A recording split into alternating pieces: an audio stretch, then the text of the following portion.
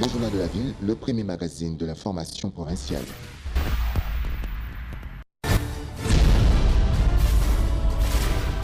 Tout de suite, le journal.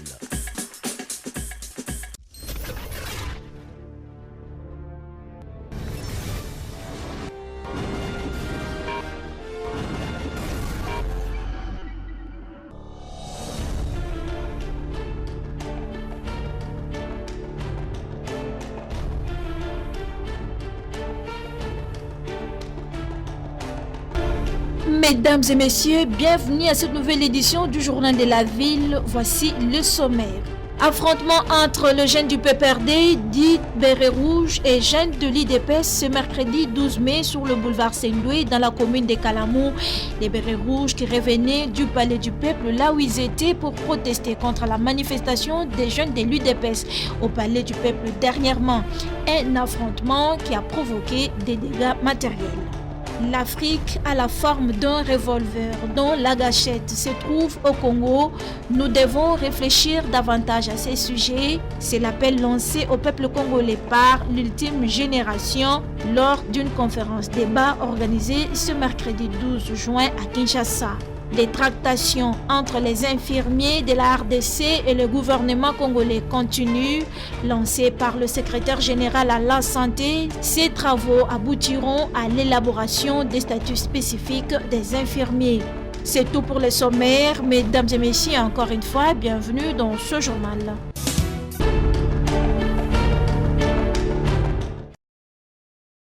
Le jeune du Parti du Peuple pour la Reconstruction et la Démocratie, PPRD, dit Béret Rouge, était au Palais du Peuple ce mercredi 12 mai pour protester contre les jeunes de l'Union pour la démocratie et le progrès social UDPS qui étaient dernièrement au même endroit pour dénoncer le propos tenu par le député national Charles Naouej, qualifiant d'inconscient le chef de l'État pour avoir nommé à la Gécamine et à la SNCC.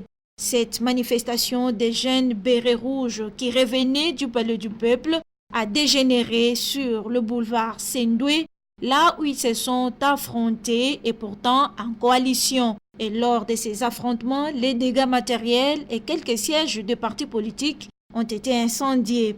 La police congolaise qui les a dispersés avec les gaz lacrymogènes a renforcé des dispositifs sur le boulevard Sendoué où la circulation était perturbée ce mercredi.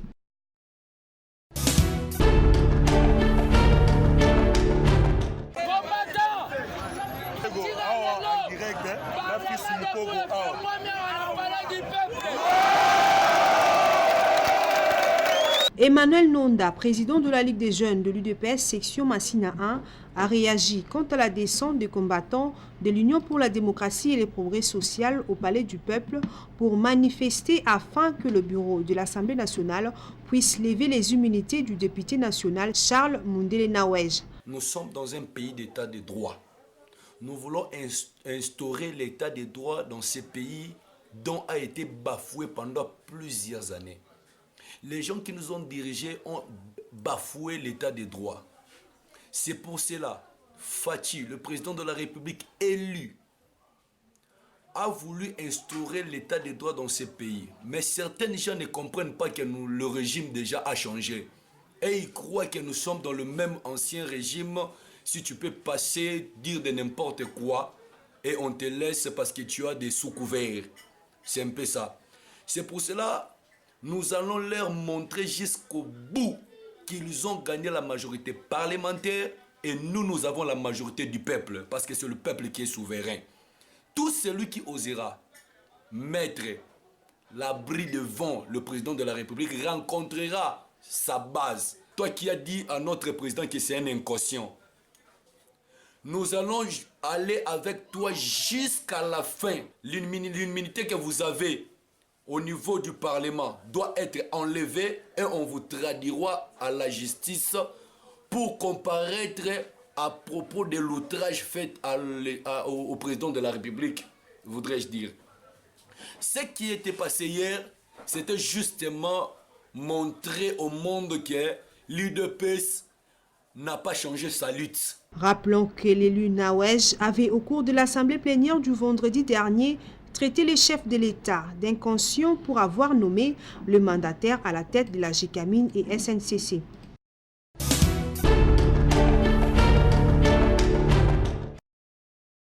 Dans une déclaration politique faite le mardi 11 juin dernier, le vice-président de la plateforme politique Ensemble pour les changements, membre de la MOUCA, Pierre Lumbi, a dénoncé les invalidations des élus de l'opposition par la Cour constitutionnelle. C'est ainsi qu'il appelle à l'unité de l'opposition pour des actions fortes. Nous lançons un appel à l'unité et à la cohésion de toute l'opposition politique pour des actions de grande envergure dans les tout prochains jours, a déclaré depuis Bukavu Pierre Lumbi. Pour cela, la plateforme chère à Moïse Katumbi souhaite la convocation d'une réunion en toute urgence de la coordination élargie de l'opposition en vue de trouver des pistes de solutions. Selon Pierre Lumbi, le chef de l'État Félix-Antoine Tshisekedi Tshilombo doit des explications au peuple congolais quant à la limitation des droits fondamentaux parmi lesquels les restrictions de mouvement. De même, il doit des explications au peuple quant au bon fonctionnement des institutions, notamment la Cour constitutionnelle, dont il est garant, a ajouté ces cadres de la MOUCA. Quant à l'Assemblée des Congolaises et Congolaises, poursuit-il, si aucun acte de courage ne vient du président de la République pour stopper et corriger l'arbitraire dans ces sombres paysages, il n'y aura plus d'illusions à se faire en ce qui concerne les intentions de nos gouvernants, a-t-il dit. Il nous restera, en tant que peuple, de nous prendre entièrement en charge sur base de l'article 64 de la Constitution en vue de recouvrer nos droits fondamentaux et notre dignité bafouée, a prévu Ensemble pour les changements. À titre de rappel, l'opposition congolaise a déjà perdu 23 de ses parlementaires invalidés par la Cour constitutionnelle, dont 8 députés du MLC, 7 du MS, 4 de l'AMK, 2 de la dynamique de l'opposition ainsi que des sénateurs.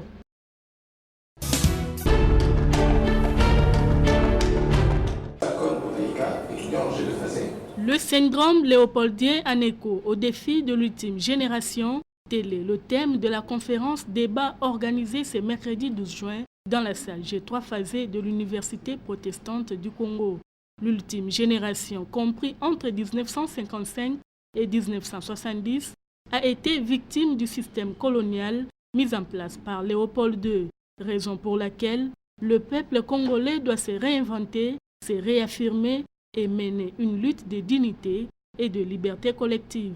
Les intervenants ont à tour de rôle expliqué aux étudiants que l'Afrique ayant la forme d'un revolver dont la gâchette se trouve au Congo, il est temps de réfléchir. Raphaël Tshilombo, coordonnateur de l'ultime génération, nous fait les points. L'objectif de pouvoir réveiller la conscience collective, la conscience nationale et la conscience des étudiants, parce qu'eux, ils constituent l'élite de ce pays. Nous devons pouvoir affirmer notre propre identité, parce que nous l'avons reniée par la force de la répression, par la force de la méthode forte que Léopold avait. Toute notre volonté, toute notre identité a été annulée. Nous devons pouvoir repartir. Il donne par ailleurs quelques pistes de solutions. Il faut qu'il y ait une réforme dans l'enseignement. On doit pouvoir réécrire l'histoire de ce pays par des Congolais. Nous devons pouvoir dire aux enfants, voilà ce qui s'est passé et voilà ce qui en est découlé. Voilà comment nous devons pouvoir nous sortir de cette situation. Les participants à cette conférence débat n'ont pas manqué de mots. C'est à nous de nous ressaisir et de se dire que nous voulons construire un Congo meilleur, de se tenir main dans la main afin d'y parvenir. Prendre conscience de l'état dans lequel nous sommes et retrouver notre identité, tel est le combat de l'ultime génération. Jusqu'aujourd'hui,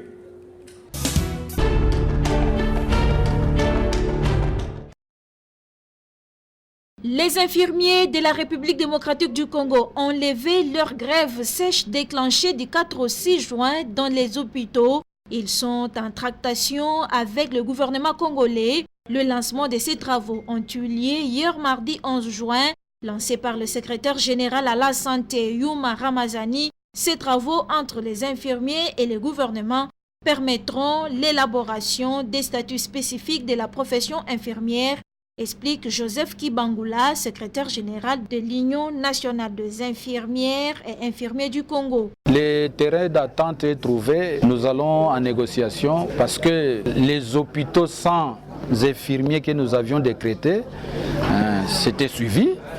Et maintenant, le gouvernement a trouvé qu'il fallait négocier, et raison pour laquelle nous allons commencer les négociations. Et nous avons demandé aussi aux infirmiers de rentrer pour travailler. Nous avons maintenant des documents écrits qui consacrent cet atelier, qui va aller jusqu'au 10e jour pour trouver des solutions de commun accord avec le gouvernement. Notons que ce statut spécifique de la profession infirmière qui sera élaboré contiendra des dispositions sur les rémunérations des infirmiers, leurs primes de risque, leurs conditions de vie et de travail, la ratification de la Convention 149 pour ne citer que cela.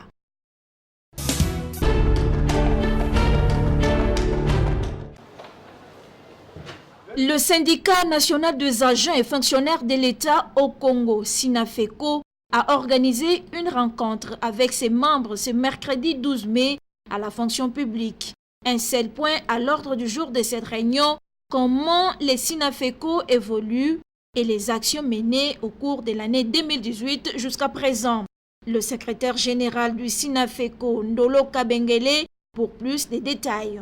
Notre rencontre d'aujourd'hui avait un seul point à l'ordre du jour, c'est parler de la marche de notre organisation syndicale. La responsabilité que le syndicat SINAFECO a vis-à-vis de ses affiliés de l'ensemble de l'administration du commerce extérieur et aussi autres administrations. Le SINAFECO totalise actuellement 28 ans d'existence et pourquoi n'est pas fêté? Et notre syndicat, depuis sa création par le président national, qui est d'heureuse mémoire, le camarade Beya Chouala Jean Riche, qui n'est plus en vie, totalise aujourd'hui 28 ans de son existence. Et nous avons pensé, avec le président national qui fait fonction, que nous allons fêter.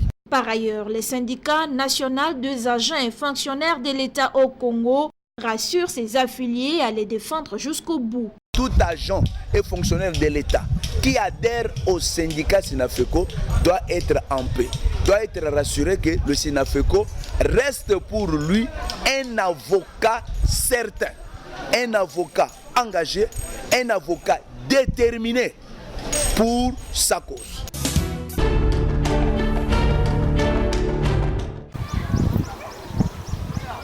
La population du quartier Mboukou dans la commune de Kisenso vit dans un état déplorable. À côté des nombreux problèmes qui l'accablent déjà, l'eau et l'électricité sont dans cette contrée plus qu'une denrée rare. Depuis que ces quartiers existent, aucune lampe due au courant électrique n'a été allumée. Les habitants de ces coins vivent dans une obscurité qui ne dit pas son nom. Pour leurs travaux ménagers ou la lessive, ils recourent aux eaux des puits, étangs et sources, car ici, les tuyaux de la régie des eaux n'ont pas été raccordés. Ajoutez à cela des efforts physiques considérables pour ramener de l'eau à la maison quand ces puits, étangs et sources se trouvent loin des habitations.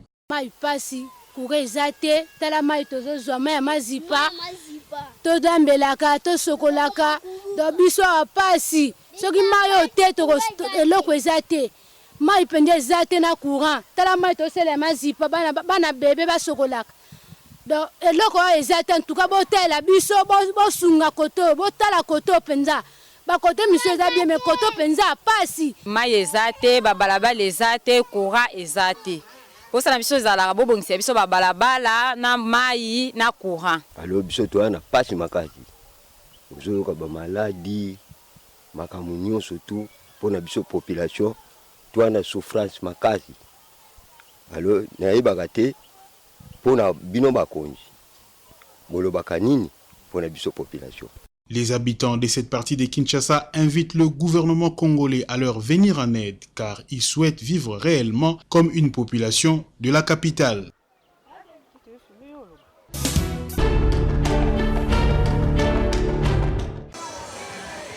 Nous sommes au quartier Livoulou dans la commune de Lemba. Ici, aucune parcelle ne possède de robinet. L'eau potable n'existe pas dans cette partie de Kinshasa.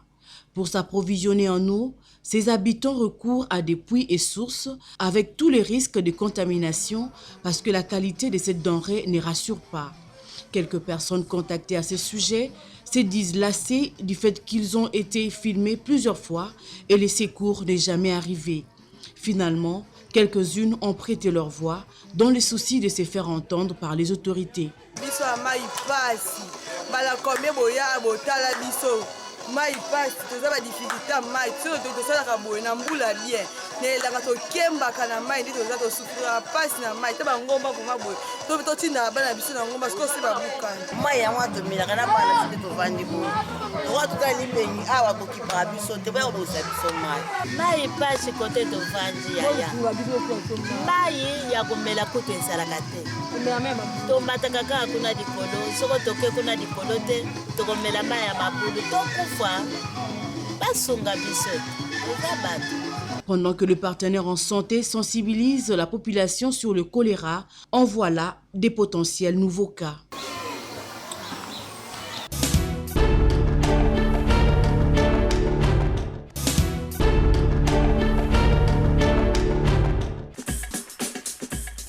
Fin de cette session d'information du Journal de la Ville. Mesdames et messieurs, merci pour votre fidélité. Le prochain rendez-vous est fixé pour ce jeudi.